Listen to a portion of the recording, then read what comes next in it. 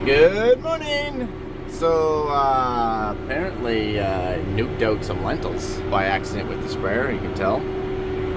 So we're reseeding. You know, that's why you never pack up all your drills and wash them out until you know for a fact that you're done seeding. So we're up at the North Farm.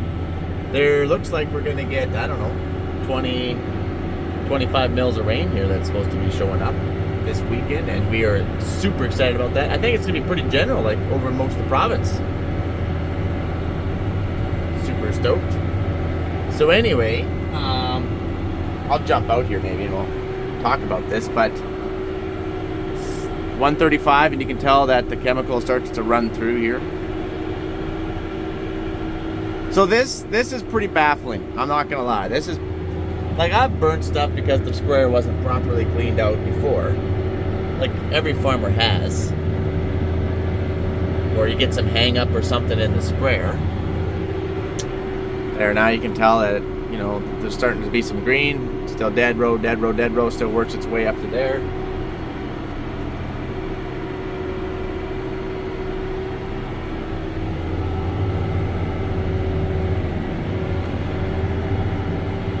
So we're just gonna keep reseeding this stuff.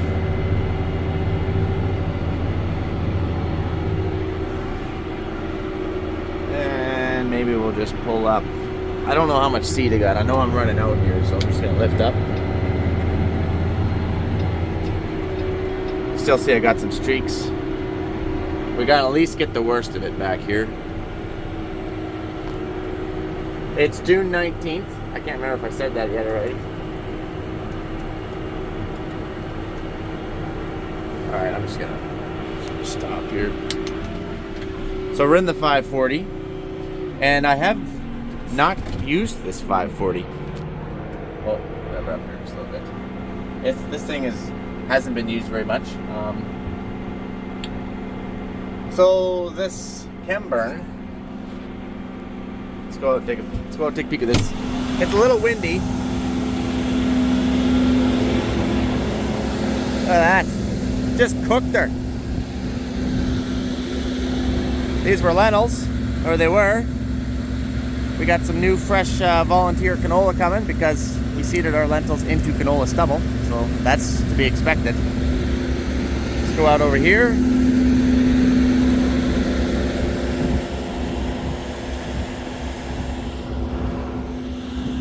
This looks good. Also some volunteer canola coming, again.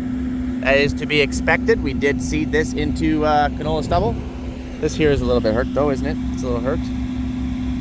That's a little hurt. That's also a little bit hurt. So what happened? That's a really good question. So traditionally this would be just maybe improper clean out. Maybe we missed a step. Maybe we went too fast. But actually, we sprayed Solo Ultra Q, and we were already spraying the chickpeas at the West Farm with Solo Ultra Q. And then we were already spraying the north of the North Farm's lentils, because we're kind of in the middle right now of the farm. And we already sprayed those also with Solo Ultra Q because we wanted to do all the Solo, we want to get all the Solo out of the way so that way we can clean out and we can go into our durum.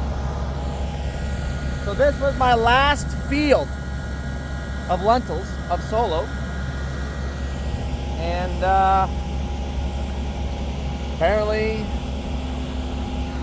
apparently this happened. So the only thing that I can think of, because there's no logicals, I didn't come from any derm chemical, I didn't come from glufosinate, or, you know, I didn't come from any group 2 that would carry over other than Solo, and lentils are registered for that. Only thing I can think of is the tank was just not properly agitated. It's the only thing that makes sense. So if the tank wasn't properly agitated, wasn't mixed up good enough in the tank, and then I always recirc my booms is what I do, because I do that every field. Because once you run empty, you kind of get some air in there, and I always recirc the booms to pressure everything up. The only thing I can think of is I recirc the booms with 2 raw of chemical, and then I went spraying, and maybe I put on 4 times too much actual chemical, and then I killed the lentils. It's the only thing that makes sense, because this was my last field of like, we came from lentils back of 4,000 acres. All right, so there's nothing hanging up in that tank. There's nothing hanging up. There's not like, oh well, Mike, maybe you had a little something hanging up in your tank from the south farm that didn't release on the west farm, and it didn't release it on the north farm, but it released it on your last field. No, that's not a thing. That's not possible. This is just due to maybe recircing 2 raw of chem. Didn't agitate it good enough. It's the only thing that makes sense. So, anyways, let's not cry over spilt milk. It's dead. Not a lot of acres. But we're going to reseed it. And, because, you know, these lentils are cooked. These lentils are cooked. They're not coming back. They are cooked. Okay? They're cooked. If I just leave it, it's just going to become canola, which we're going to have a crop of canola out here anyway. Right? Because look, even on the stuff that's been sprayed, we got a bunch of fresh stuff. That's all right. Oh yeah, look at this. We're going to have at least a 5 busheler coming out here. Oh yeah, look at this. Oh! Woo! Remember, we've already sprayed this. But it was super dry when we sprayed it. There wasn't a ton coming, but there was definitely some canola coming. We killed those ones. And then we got a rain. We got like 6/10. And that got a whole new flush going. And anyone could argue, well, Mike, maybe you should get back out there again and knock it down again. But 2 apps of solo, not recommended. Not recommended. 2 apps of solo could give you issues next year when you want to seed something. But for sure, we are now involuntarily intercropping.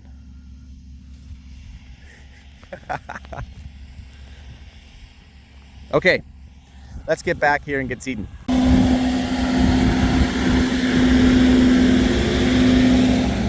Although, if I would have known that we were going to get that shot of rain, I definitely would have waited.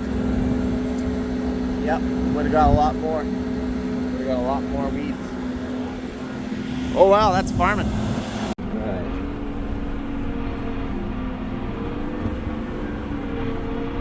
Oh, I got a call coming in here. Oh. Sorry about that. Alright, in the ground.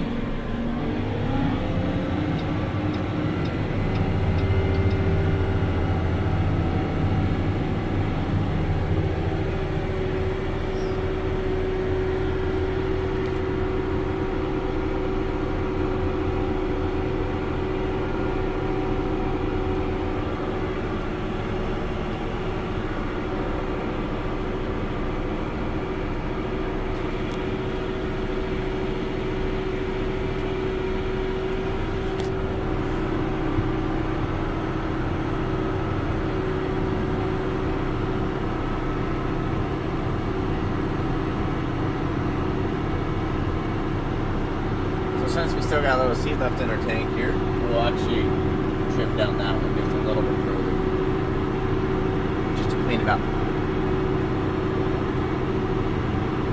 Now the good news is, you probably got a lot of other questions like, Mike, is your crop going to catch up? Oh yeah, it always does. Even if it doesn't, it's not the end of the world. Good moisture, rain coming, ground's good and warm, it'll be out in like 4 days.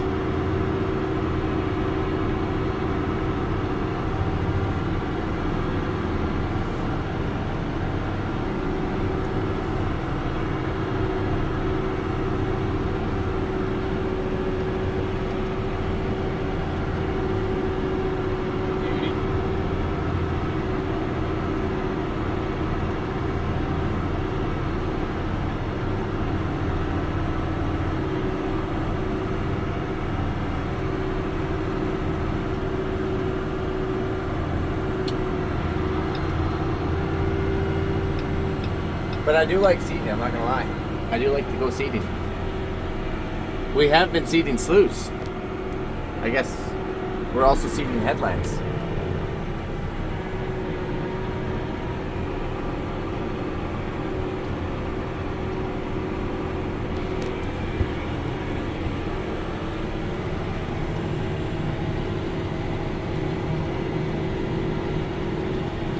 Lentils are coming very nice though. Oh, plug run there.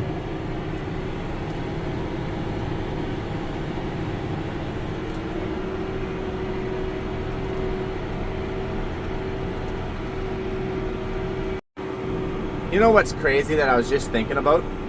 So, you guys all know that I'll seed sloughs till July 1st.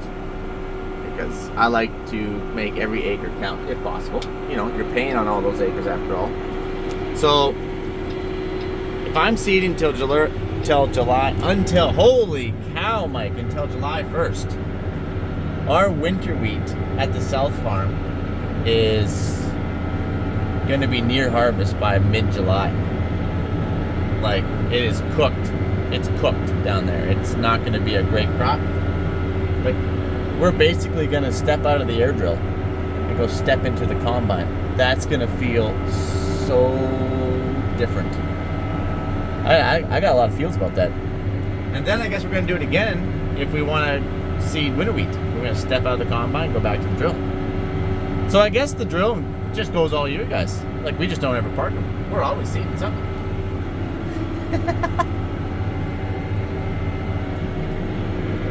I'm not sure how much more to seed here. It's pretty green. We got a dead spot and one dead spot, and I think we're just gonna cut. Just gonna stop it now. Just got a little strip right here.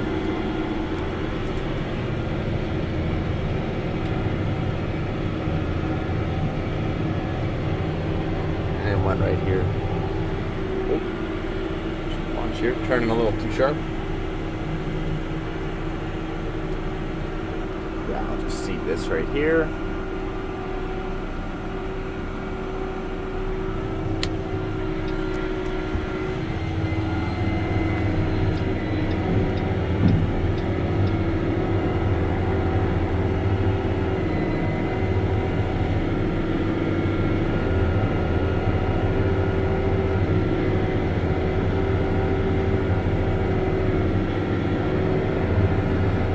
Okay, so after this we are done down here. We're gonna take it to the north end of the North Farm where there's more lentil fields, and we got some dry sloughs out there. We're gonna seed those as well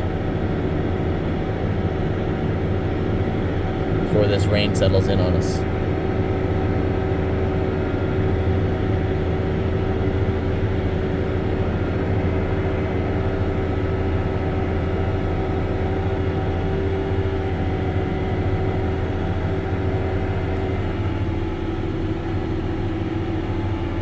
Man, I love seeding. Love it. All right.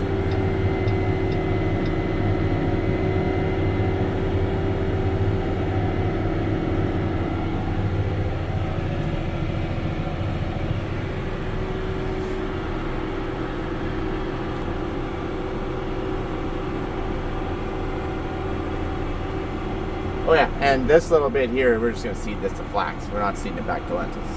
I don't know if I said that at the beginning of the video or not, but. And then the sloughs typically go to either a wheat or an oats, depending on how late we go. Probably still going to be seeding wheat. You got to remember, you don't have to worry about getting the best quality of grain in your sloughs, because as long as you grow lots of good quality elsewhere, you can always blend it off. You just got to make sure that you can actually get it to maturity and get it dry enough that you can get a combine. It can't be like 24%.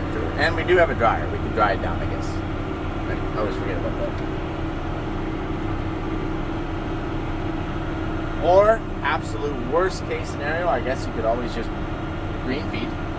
There's not a lot of the ranchers, the cattle guys, down south are in rough shape because there's no hay crop, so they would definitely take a few bales if you had them. Okay, wing this bad boy up.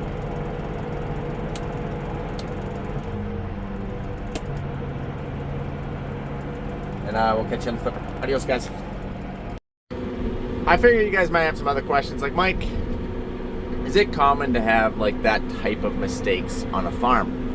And my answer would be absolutely. There is always something. You know, we're not out here trying to win Farmer of the Year. Well, maybe we are, but no, all the time. So like last year, we went the whole year without any kind of chemical burn like that or over application. Like, it was perfect. But we also seeded our canola a little bit too deep. Remember, we seeded our canola a 1/4 inch too deep, and then we happened to get like 6 inches of rain or whatever it was, and it didn't do very. It still did okay, but it wasn't the best catch in the world. So this year we're like, okay, we're definitely not gonna go quite that deep, and we seeded it shallower, and then we didn't get any rain, and also so it's not the best catch in the world. So you can't win, you know. Every farmer has, like, that's why you never start spraying by the road. I've always said that, remember? And you don't start seeding by the road either, because something's going to get screwed up, and you don't want to look at that every time. So you always go to the far back 20. But, so no, it's super common. It happens to all the farmers. And if a farmer tells you that he's got perfection, that he doesn't have a single screw up on any of his fields, not even one, he's lying. Bold-faced lie. Bold-faced. 100% bold-faced, happens all the time. Or maybe you had a tower plugged. I think last year, no, I don't think we had any towers plugged last year. But we did have a tower plug this year because we were running this drill, and the fans 1 and 2 got switched up. So we weren't putting down any fert, right? Because, well, very little fert down the middle of Randers because we got it all spread out. So like, okay, very little fert, so let's back our fan way down. But when we're seeding durum, we have a super high seed rate, plus all of our seed plays phos, which we're putting down like 350 pounds of product. So you got to have that fan screaming. So anyway, we had that fan screaming, about the other one down, 1 and 2. 2 would be your mid-row banders, 1 would be your seed. Not so on this drill. I don't know how it got switched around, but 2 is the seed, 1 is the banders. So when we reversed them, and we were plugging towers. We're like, what the heck is going on? So it happens. It does happen. There's always something, and that's farming. And that's kind of like why we play the game. We enjoy what we do. We love farming, and we love challenges. If farmers didn't love challenges, they wouldn't be farmers. So we love challenges. We're not perfect, but we love challenges. All right, so we walked over a hill, and these look much, much better. It's hard to tell, but they do look a lot better. See, look. I'm going to zoom in here. They're all standing. Look at that. It's all going straight up. There's no neon yellow. There's no cupping of the leaves. Sorry, I'm going to try and zoom out a little bit. That looks good. So, now, this type of stuff does happen. It does happen. I've burnt people. People have burnt me. Obviously, if it's bad, you got to go and say, hey, just so that way they acknowledge it. Because maybe they don't know lentils or chickpeas or, you know, are super sensitive or something, right? Or maybe there's something that I'm spraying up against that I didn't realize that it was that sensitive to that particular herbicide that I'm using. But these things happen, guys. They happen. And also, a little update. Through a lot more investigation, we now know what killed that first pass. It wasn't the solo. It wasn't the solo. We are pretty certain, we cannot be 100% sure, but we are pretty dang certain that the burn-off sprayer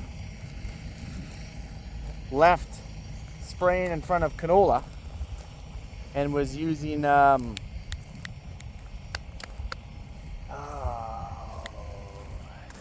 complete I cannot remember the name of it, but anyway, it's for like Canada thistle. and it did not get cleaned out. Tank was empty. Tank was empty. Just got reloaded with a lentil burn and brought over, and it still had that in the booms, and that would definitely nuke lentils. Probably will nuke the flax that I just seeded. But anyways, now that we kind of got to the bottom of it, oh yeah, this stuff is singed. Now that we got to the bottom of it, now we know. See how this is drooped down?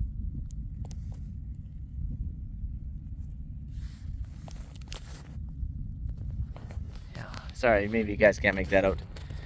But anyways, now we know. Now we know. So that brings it, like, obviously cleaning out tanks when you're in crop is a must. Normally it's not that big of a deal when you're doing burn off. Just make sure you dump the product out of your tank, make sure you're completely empty. Flush your booms, run a little bit of water through your booms, good enough. You don't have to, you know, use ammonia or soaps and stuff, detergents to actually clean it out.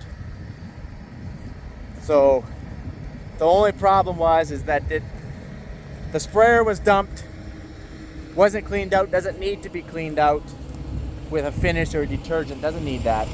We've done this before. But the boom wasn't flushed. The boom didn't have any product ran through it or water ran through it, so it still had it in the boom. And that would make sense why it'd take a little bit to get through the system. So now we know. So now we know the rest of the story. All right, guys, I gotta keep cracking. I'll catch you on the flipper.